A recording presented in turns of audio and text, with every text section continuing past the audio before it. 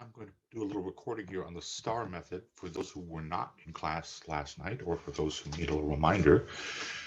This is a method that you can use in answering questions in interviews and appraisals. Um, it is situation, task, action, result, review. Situation, what is the background? Task, what is the specific issue, the opportunity or crisis or problem you faced? Action, what you did. Result, outcome, and review, making sure that it's clear that you've answered the question. So if I were to be asked, can you work independently? I might say, let me tell you about the time that I was working at the now defunct Camp Victory in Kuwait. There's my situation.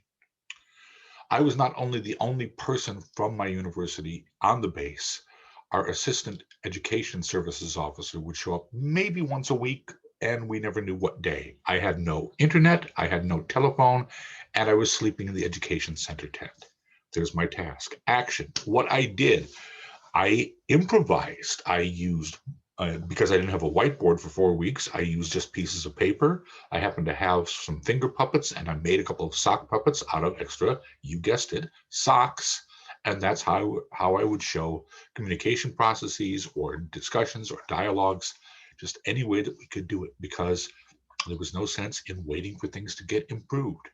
If the air conditioning went out in the education center tent, the temperature would go well over 130 degrees. So we would go outside where it was only 120 degrees. In other words, improvise, don't insist that it has to be the way that I thought it should be.